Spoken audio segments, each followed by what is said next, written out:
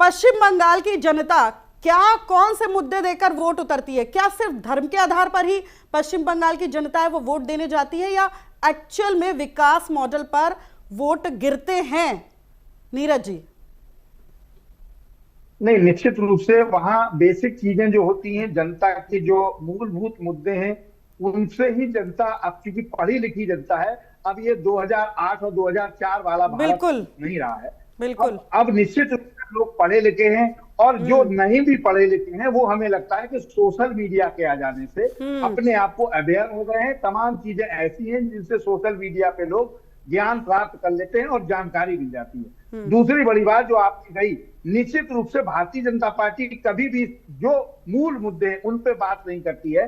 जैसा पांडे जी ने, आजादी ने कहा कि कुछ वोट बातें ऐसी होती हैं जिनको करने से वोट मूव हो जाए, तो मुझे लगता है कि जो वोट बैंक जिसका है वो बहुत कम मूव होता है। और खासकर पश्चिम बंगाल में अगर आप ये उम्मीद करें कि वोट मूव होता है, तो मुझे लगता है कि ये नामुमकिन सी बात है। दूसरी बड़ी बात कि आप ये कभी नहीं कहते हैं कि हम जब सत्ता में आए थे 2014 में तो 55 लाख करोड़ हमारे देश पे कर्जा था, आज 205 लाख करोड़ है। हम 80 करोड़ लोगों को राशन दे रहे थे। भारतीय जनता पार्टी 5 आदमी के नाम नहीं बता पाएगी, जो 80 करोड़ में से 5 आदमी दलित, पिछड़े, आदिवासी, जिनको हमने मूल धारा में लाया हो, एक आदमी का भी नाम नहीं बता पाएंगे। लगातार आज तक आप 80 करोड़ लोगों को राशन दे रहे हैं। तो तमाम ऐसी चीजें, किसान की बात करो, नौजवान की बात करो, पहलवान की बात करो, किसी की बात नहीं होगी। आप मटन, मछली, मुर्गा, मंगलसूत्र, इन पे आ जाते हैं। कभी आप वहां जाके आपको झालमुड़ी तक खरीदनी पड़ रही है, सड़क पे उतरना पड़ रहा है, आपको मंगल वाले दिन मछली खानी पड़ रही है। तो मुझे लगता है इससे नैरेटिव सेट, जो मैंने पहले कहा था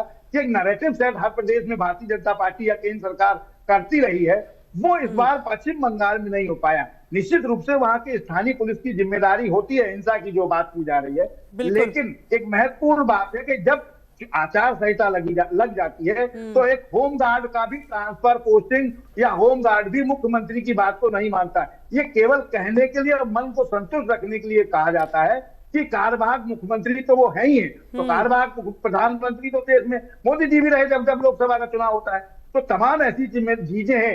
जब आप बात करेंगे तो एक $5 ट्रिलियन इकोनॉमी। ठीक है, सोफिया जी का रुख कर लेते हैं। सोफिया जी, देखिए विपक्ष लगातार आप